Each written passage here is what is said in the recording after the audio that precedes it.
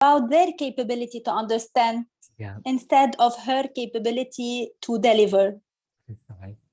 Yeah, and the metaphor you have used regarding the one at a people. time first, one at a time. So that's Yeah. a very powerful concept you mentioned. So everybody understood that the clients actually said self-doubt. Yeah. But then as the story unfolds, or when the clients get the opportunity to talk a little bit more, it apparently is not self-doubt unless you are not listening as a coach. But what does it, what can we learn from this piece here? Well, just because your clients use a word and you understood it, it doesn't mean anything.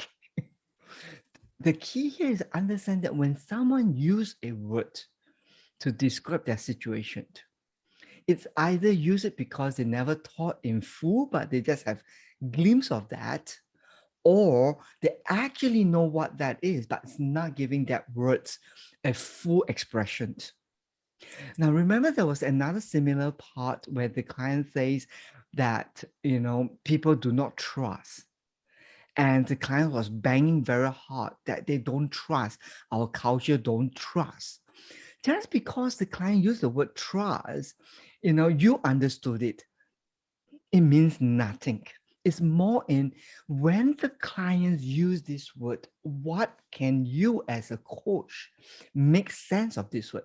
First of all, you need to be able to pick up the word trust and self-doubt as a subject matter. Now, if you're not able to recognize that as a subject matter, then there is no story here because there is no way you're making sense of the content.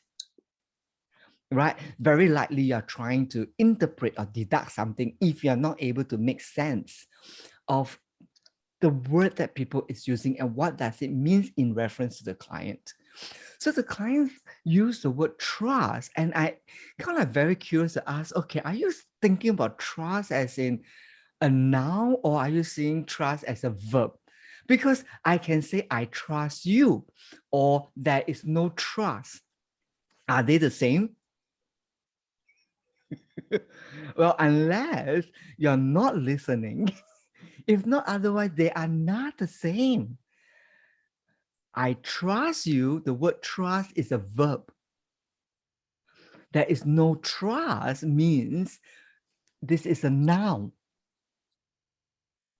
Semantically, it looks the same, but in terms of making observation, it's not the same. Are we talking about a situation or are we talking about your act, ACT? Is that the same? No, the conversation can go very differently depending on, do the client see that as a verb that I don't trust or people don't trust, or it's just a matter of a situation that we're talking about? If it's a situation, then is there another way to describe that? Because we see the world through the language we use. And you can see that unless you're able to recognize that this is a subject matter, if not, you are not able to move to the second stage, and that is expand the mind. Right? And it sounds very ambiguous because there's a lot of ways to describe that people don't trust something. Right? And eventually the clients, after expanded the mind around the usage of the word, the clients walk away and say, hey, it's actually not about trust, it's about openness. And you can see just because the clients, and you can see the shift happen immediately for the client when the clients now reconsider, hey, actually what I'm thinking at my back of my mind is openness. And you can see how that shift that the clients have in her understanding changed the way she is relating to her situation right now. The client naturally becomes empowered because now the client's mind understood, hey, it's about being open and not about trust. Can you see how powerful that is? By learning to make observation based on a scientific or empirical understanding on how am I going to make sense of the content. Right? So that's one good example that is parallel to self-doubt. The self-doubt is relatively easy because the client says self-doubt, but then I'm doubting. So it's either are you doubting yourself or it's like I'm doubting something else because it's just plain picking out of the ambiguity of the word. So what's the big learning lesson here? Well, people just use words to talk to you. Agreed? Try that on your spouse, okay? And ask, what do you mean by that? Good fun? Is that good learning? Okay. Yeah. Amira, we'll come back to you shortly with your second Yeah. question regarding the metaphor. And I see that Irene also raised her hand. Irene, would you like to move on to share with us what's on your mind? Yeah, thank you, Ben. And thank you very much, Martin, for presenting us with this case study. I think what really stood out for me was the way you handled the content the client presented in the first 3 minutes, and the quote unquote boldness, because that's it for me. I would have to be very bold to say back to the client that you're presenting A, B, C. I can't make sense out of this. There are missing pieces here. And I knew you discussed this earlier in the day when we had a conversation at the session we had this morning, but to actually see it played out, and how you used that was for me very insightful and instructing. So, I mean, that's one big one that I'm taking away from here, and to see how you use that. Yeah. Good. Now let's check with everybody else. Okay, I'm not sure. Maybe it's just me really don't understand. Okay, maybe it's really just me who doesn't understand. How many of you actually understood it? Based on the descriptions of the situation that the client is referring to, how many actually understood it? Or how many of you are like me who kind of like, I can understand, but I'm not able to make sense? How many of you? Okay, great. Yeah, so don't pretend.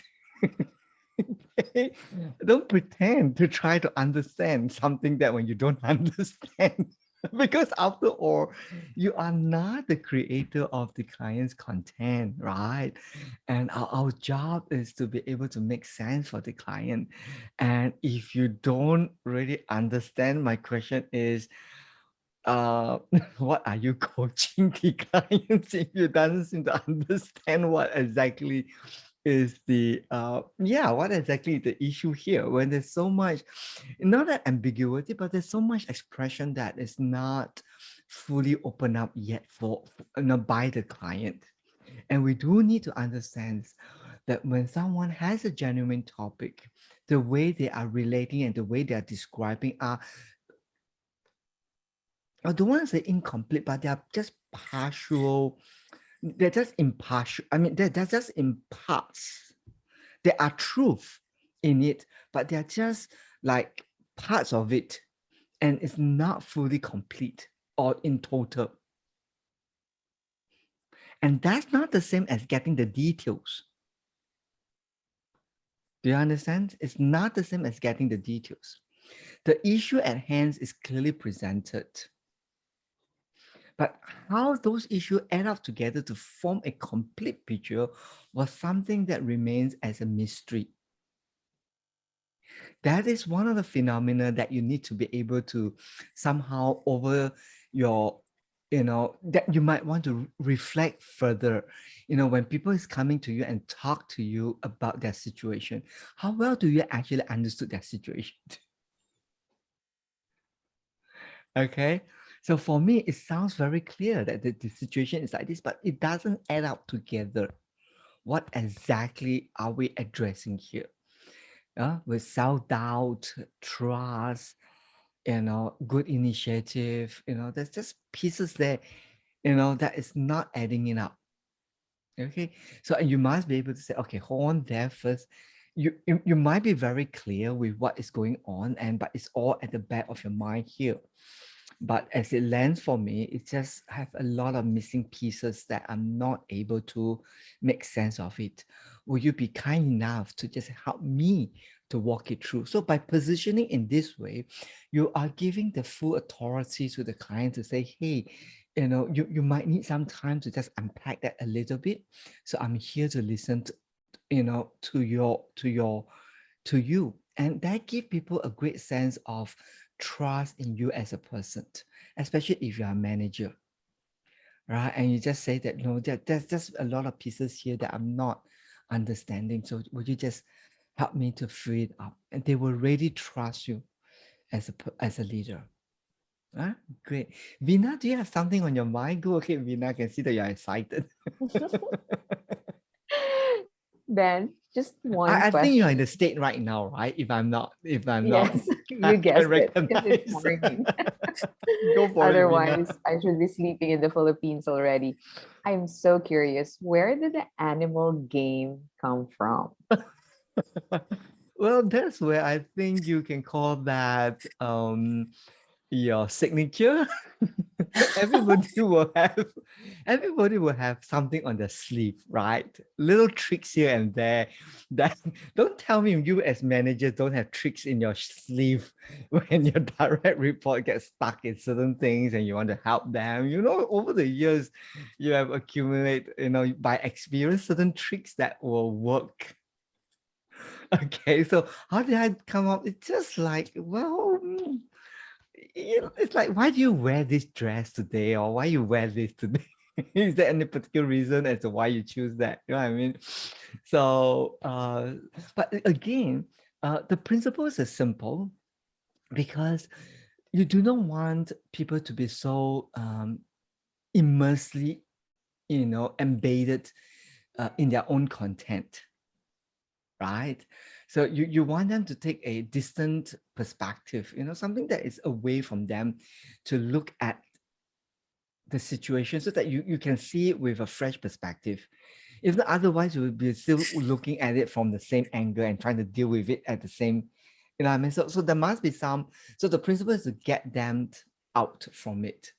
So one of the most easiest way is to, turn that into a metaphor or personified the object. Now, as if that it is a thing talking to you, or it's a thing that you can talk to. So in that way, the relationship between how you're viewing it shifted. It's the same like we ask people, oh, if you are in this person perspective, how will you see these situations? Okay, but that is not so drastic as turning that into an animal. And the more radical it is, the better is it for the mind not to be able to predict the logic, you see. But then you get the symbol that is attached to it, which is useful here because your intention is to expand the mind, right? So if you become too logical, then you miss the whole idea of expanding the mind for perspective. Right? So the more radical that is, the better is the brainstorming exercise. Get the simple basic there. Brainstorming exercise, the more radical that is, the more different that is, the more you can stretch the perspective and the spectrum. Everybody getting very excited now. Let's go for the gentleman first, and then we'll go to Suzanne. Now, I have problem pronouncing your name. It's Jose. Did I get it right? You did. Thanks, Ben. Just a quick question. To this point of the clients sometimes use the wrong words, or they don't, not the wrong words, but they don't express exactly or incorrectly, and you don't get it. Yeah. How do you come about a situation when you think of a word that you think would be a better representation, but you don't want to use that word? You don't want to give thoughts into the client's mind. What do you do in that situation? Because I found myself in that I sit there and I want to say, I want to, please spit it out. Please spit it out. It's there, but you're using other. How do I get out from sort of being suggestive. Wow. Let me personify that for you, and you'll find that so easy. Treat that as a lady that you want to date. That it will take longer than 30 minutes in that case. Oh, come on, please. You don't have to take a 30 minutes to get the lady to give you the phone number. Well, the idea is that you don't have to be so rigid around it. Mhm. Just like how you're trying to do fishing, right? You test the water first and see, how the water feels like. But eventually, just like you catching the fish, if the fish doesn't bite, just go for it. Okay, Okay? thank you. But you have to fish it first, as in you don't want to come in so direct, Yeah. and just scare off the rest of the fish, or you just scare the fish off and you create too much ripple. All right. So the principles is test it first. The point here is don't go for a direct shoot immediately, or never allow a direct offering as your default. Always give that chance to see how much the fish is biting the bait, so that you can get the feel of how much strength do you need to pull the fish out of the water, right? Good. So when you can test the water, then that's where discretions will comes in, because there's no concrete rule as to can or cannot. It's Right. about really the dating game, how much the other party is willing to give it to you, and how much you're willing to wait for it, and how critical that is. So you use that as a discretion to balance off everything. So for today's case, I played more of a loose end, because the client is so willing to cooperate. Right. And so if the clients are so willing to cooperate, then just let them have the fun to, think about it. Is there another way for you to, express that? And you don't, and you just keep your hand off for today's case, because the client is so willing and the client doesn't demonstrate any difficulty. Right. Right. So in this kind of scenario, well, just let the fish have fun. Okay. But Thank when you. you do see your client really struggle, because sometimes we call that the writer block. That means when you write too much, you just hit that saturation and nothing else will come out anymore.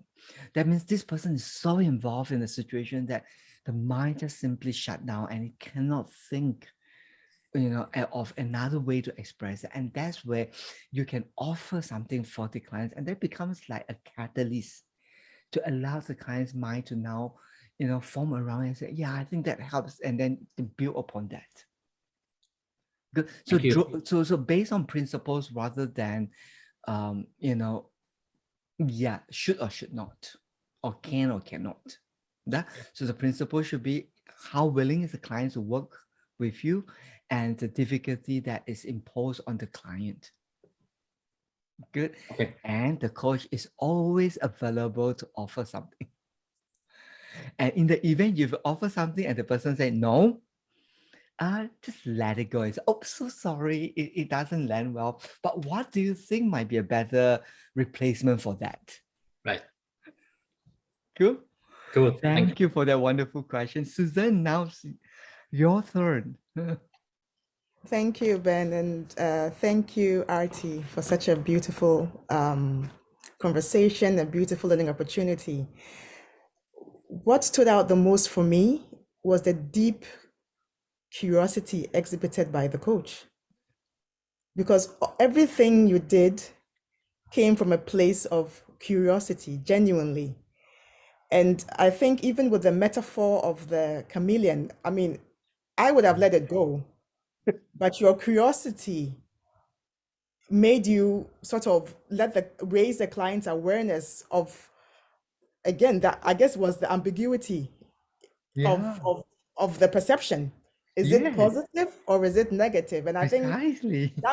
that is what really shifted. Wow. That's where the shift came when she came back with the peacock, and the rest is history, I guess. Well, thank you, Susan, for raising this. It's like being street smart. Come on, it's not being a coach, by the way. It's just being street smart to seize the opportunity. How many of you understand what I'm trying to say here when I say it's about being street smart? Right, seize the opportunity. I mean, come on, it's nothing about being a coach or not being a coach. It's just like, hey, number one, you say something that is really quite interesting because first of all, okay, I never thought about that anymore. Okay, so it was quite interesting. But when the clients talk about changing color, that's where you have to bring the whole of yourself as a coach into the conversation, right? Your job is also to make sense of the clients that makes sense to you as a coach. Okay, how will the chameleons fit into this picture? Come on, it changes color. Okay, isn't that a good news? Unless your job is to eat the chameleons. I mean, so it's bad news for you. And it changes color and you can't find it to hunt it down. Right? But but if it's there to appreciate it, then it's a good news, right? So we just check in with the client. Okay, just walk me through. It doesn't seem to land. How do you see that coming in? You know what I mean? So I think that's the bottom line. What I think Susan has mentioned. Then after that, when the metaphor change, oh, that's how you seize the opportunity to play to your advantage. Cool, great. Anyone has one last question? Oh, go ahead, Valentina. Yes, maybe just an observation, because now I also went through my notes. What stood out for me was more that you've asked in the beginning, what is it that you would like to have as an outcome of this session? So I really like it that you ask the client, okay, what do you want to get at the end of this? Already from the beginning, focus them, what they, because I just did the first module, so I used to ask, okay, what is it that you want to talk in this session with? So it's differently. And then starting from this outcome in the first opening of the client, she mentioned at the end of it, she said, after saying about self-doubt and trust, she said, okay, I want to take my power back. I want to take my power. And then you went through the discussion, and then somewhere towards the end, okay, you, after the pickup metaphor, you also ask her, okay, now, why do you need to give your power away? So it was also the openness, but also the power that she said, okay, I know I have all this power already in me. So I don't know if the other notice it, and I think I didn't notice it also until now when I looked into my notes about this underlying theme of being into the power. Yes. Yes. Well said. So this has a lot to do with you as a coach having a good memory. I'm so sorry to say that, but observation has a lot to do with capacity, memory power, putting and sorting things real time. Okay. And so these are capacity that you can build. Okay. So remembering little pieces like that. Oh, I'm in sales. By the way, I remember 12 years because of the coaching brief. I'm in seniorship position for 12 years. So, but then, but it's okay, but you're using all these little details, and you will learn it as you move on to the second level or the third level learning. That's where we expose students to a greater level of mastery, in terms of accumulative listening and integrating part of the client's stories or content as as part of your inquiry framework. Now, if you're in level 1 and your desire is to go far, trust me, level 1 is very boring. Level 1 is just too boring. It's like playing in a sandcastle, we just it's very mechanic. But again, you can't move to the next level without getting the fundamental of the learning mindset here and learning to see open mind and stuff like that. You know what I mean? But once you are able to go through this and give yourself that 3 months to acquire it, then when you move to the next level, you will get to appreciate that I'm ready for more. Right? So we gradually build that over a very calibrated skill, so that you don't get overwhelmed with learning too much, at a pace where it handicapped you, So that's where the remembering parts of the current story and weave that into your content makes the whole story more complete. Right. And again, memory power is critical here. The client did mention about the power that she has and how much she wants to exercise on that and get things done. So she already positions, herself as a leader. So when you think about leader, what comes to your mind? Certainly the power to make the difference, right? But then as the story evolves, it seems that you lose that power.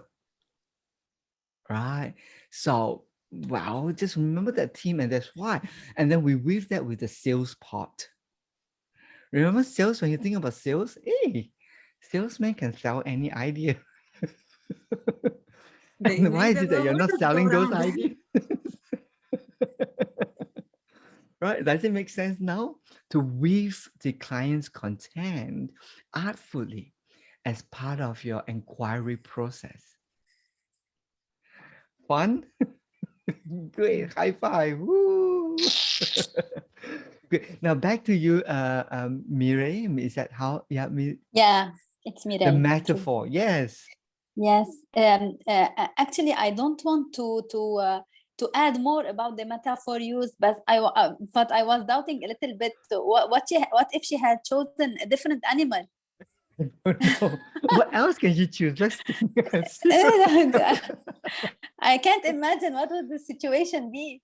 No, I think you missed the point. The point is not about what animal she used, except for the first animal that she introduced was really absurd. Okay.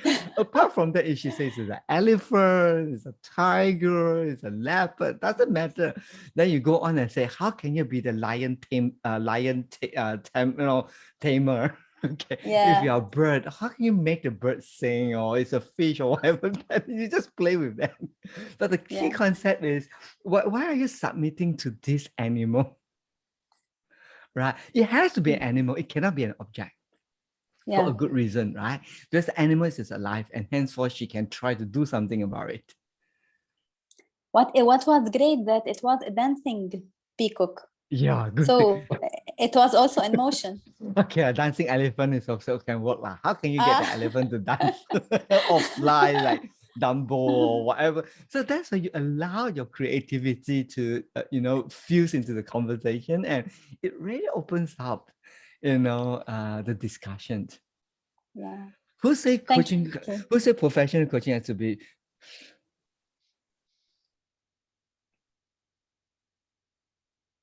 You are laughing, Artie. That's very rude. That's unprofessional.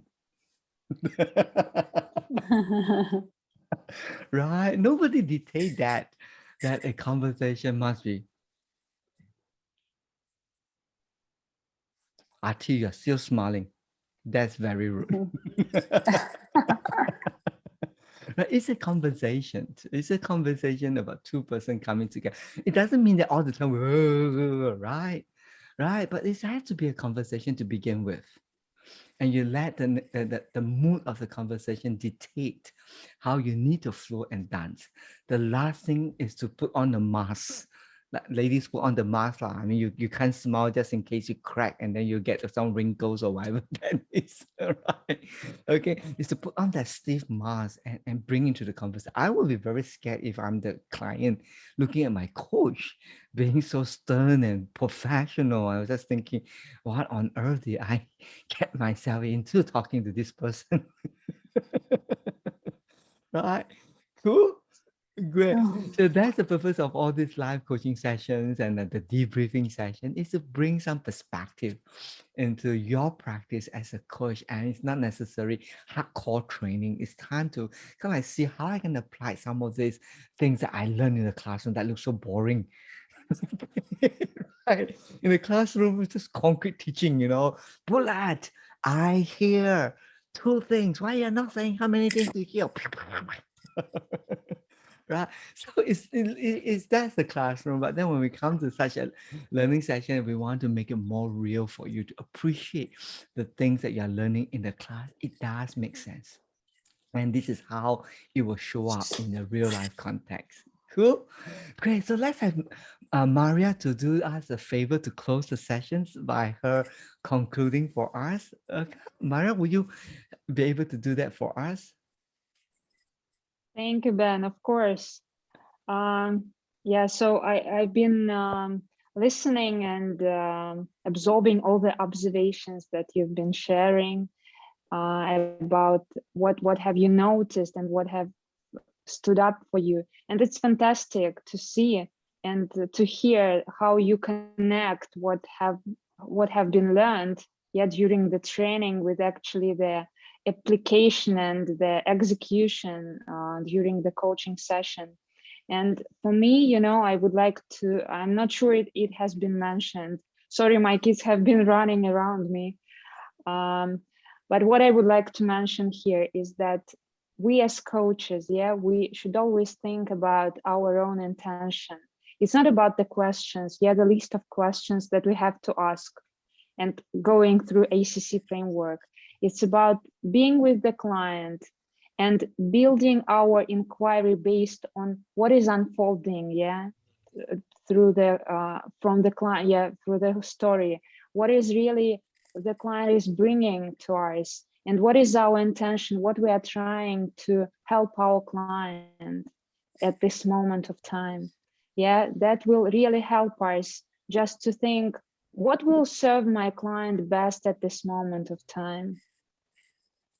How I might help my client to move forward. And this was demonstrated so brilliantly today, that helping the client really to make sense of the situation and of how the client is relating to the situation, and that brought and that helped the client really to gain a new perspective where she able to connect to her whole self and this statement of true of being, the state of being. And for me, I myself learned a lot. Thank you, Dr. Ben. Thank you so much. Thank you everyone for your great contribution and active participation. Please join us for more sessions coming.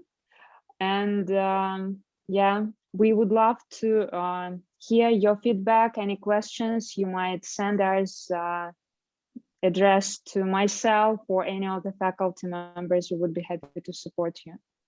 Thank you so much, you. Mira. And thank you for everybody here. If you are really serious about professional coaching and if you want to enjoy to the fullest, don't wait anymore. Move on to your second level if you have not.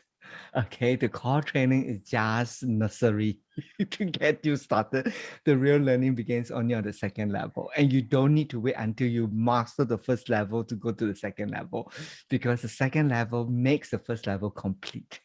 Okay, you don't have to wait. Oh, I'm not familiar with my bulleting and all this thing. How can I move? Don't worry. Okay, everybody move in incomplete, coming out fully complete. And they will say, yes, that's the best decision I made, because it's not two programs.